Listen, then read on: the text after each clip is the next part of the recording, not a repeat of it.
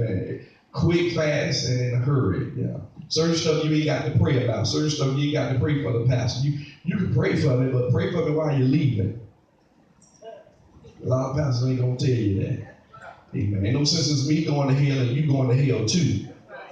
Amen. Well, I just love it, but if I'm not preaching the gospel and following it, I can't hear nobody and living what I'm preaching, then you ought to get your grip, amen, and take your trip, find you another church. That's right. But Paul said, be ye followers of me, even as I also am of Christ. Now I praise you, brethren, that ye remember me in all things, and keep the ordinances as I delivered them to you, the doctrine, the teachings. Okay, Paul said, y'all, remember this and keep these things. Put them, write them on your heart, put them in your mind. Don't forget them, don't let them go. Okay, and then later on he talks about how he ordained these things in the churches. Okay, this was the church at Corinth. Corinth had a lot of things going on, just like all the other churches and all the other cities. Amen. There was a lot of things going on, and now this gospel is coming. This new teaching is coming along the scene, and Paul is faced with a lot of different obstacles. Amen. And could you imagine somebody coming in and you've been doing something a certain way for so long, then they come and tell you what you're doing is wrong? Yes. Amen. And that you're cursed and that you liable to go to hell and things like that. Because you got to remember, now Paul was the apostle to the Gentiles.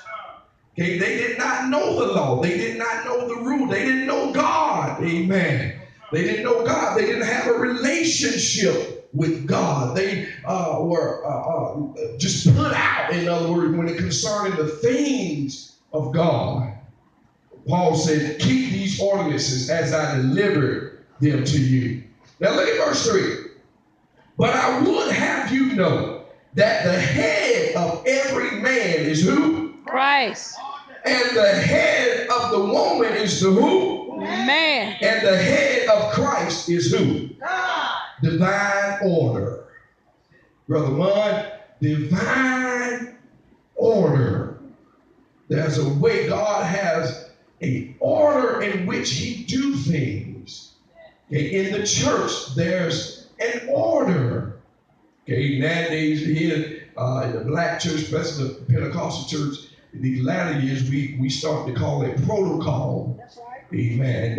And protocol, amen, it's a good thing, but some folks has abused it and misused it, and we took in protocol and started worshiping man, amen, and not worshiping God. We standing for everybody, and we not standing up for Jesus. I can't hear nobody. They don't want you to cross the bishop and don't cross this one and that one. But ain't none of us going back to the cross.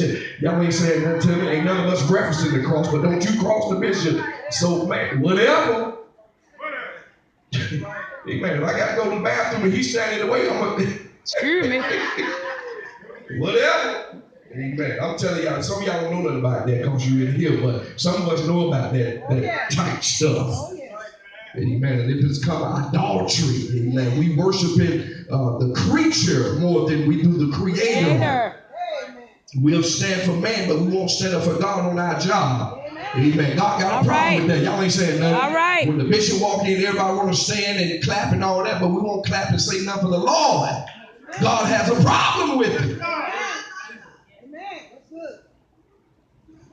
And if you keep reading, I ain't going to go into much of that, but I just want to establish that right there. God is head of Jesus, head of Christ. Christ the head of the church, or head of the man.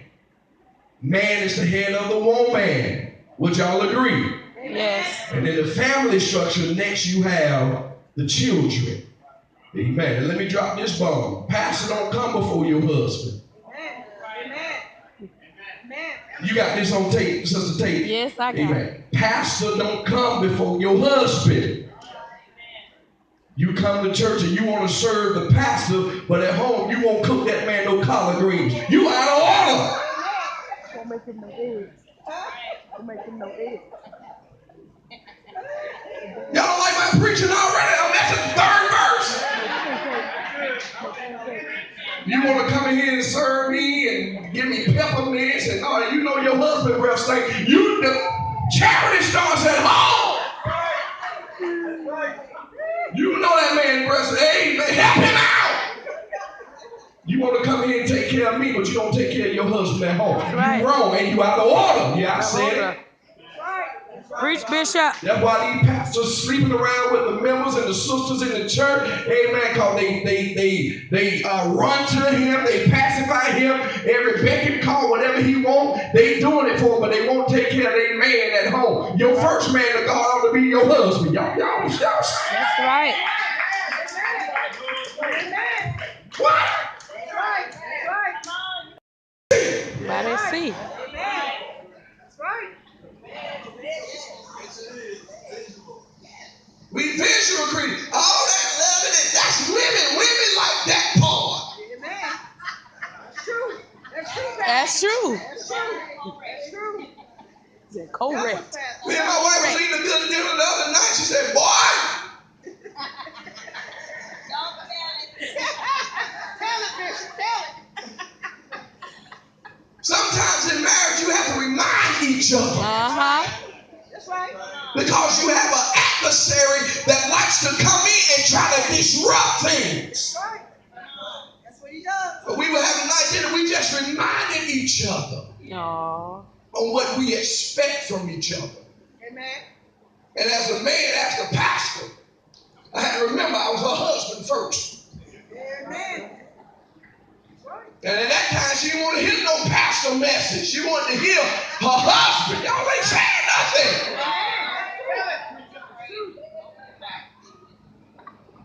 She didn't want to hear no, well, thus said the Lord, I'm the head. She didn't want to hear that at that time. No, she had some stuff on her heart, and I had some stuff on my heart that we had to remind each other. While eating dinner. And we came out and we felt, I personally felt just a relief and another level, another recommitment to my wife. No. Yes. And God reminded me through her, she's my wife. And not only is she supposed to submit to me, but I'm supposed, y'all ain't saying that, I'm supposed to submit to her. It's in the book, y'all. And a lot of times in the church, amen, depending on folks' position, they act like it's all about them. No, it ain't all about you. You're supposed to be able to submit to. Y'all want to submit to all these dudes. This bishop submit to that bishop. Y'all crazy. You won't even submit to your wife. That's right. Submitting all these dudes. You know what happened when all these dudes keep submitting to each other? They get That's what's going to happen. That's why all these punks coming out the closet now. Y'all don't like me? Put this on Facebook. That's why all these punks and sissies are coming out the closet now. Pastors, punks. Prophets, punks. You're preaching. And y'all done, and the devil done brought in, and the Lord allowed this internet and all this stuff to happen, that now you can't be tricking folk because they'll take pictures of you and put it on the World Wide Web. Oh, he say he ain't no punk. Oh, is that what he said? Uh-oh, look at this picture. Don't that look like him? Yes, him. And then we all have sin and all this stuff. No, you punkish. Punkish. Submit to these men, but you won't submit to your wife. You're a punk. You won't submit to God.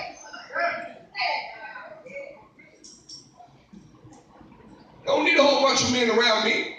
Amen. And the few men that we got, they real men. Amen. Thank God.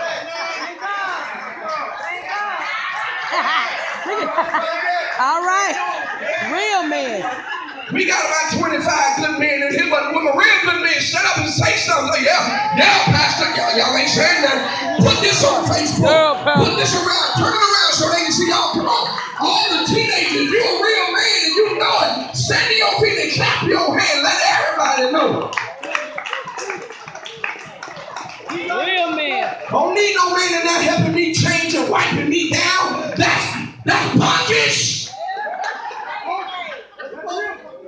Wiping the pastor's sweat. If my wife don't wipe my sweat, I'll be at home wet.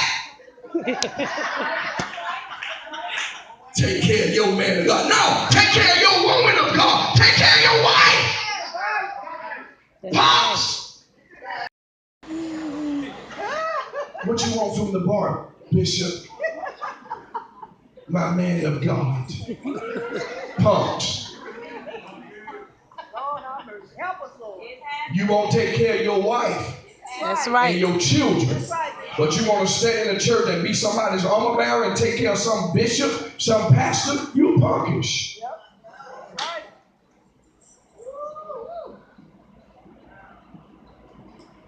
Your car, your white car ain't washed, but you washing the pastor's car. You punkish. Somebody said they put armor all on it. Oh, I'm telling you what I know. I'm telling y'all what I know. You want to pay his bills, but your wife and children at home in the dark. You denied the faith. You worse than an infidel. The Bible, I said the Bible says a man don't take care of his own house. And he's not worthy. How can he take care of the house of God? You can't do it.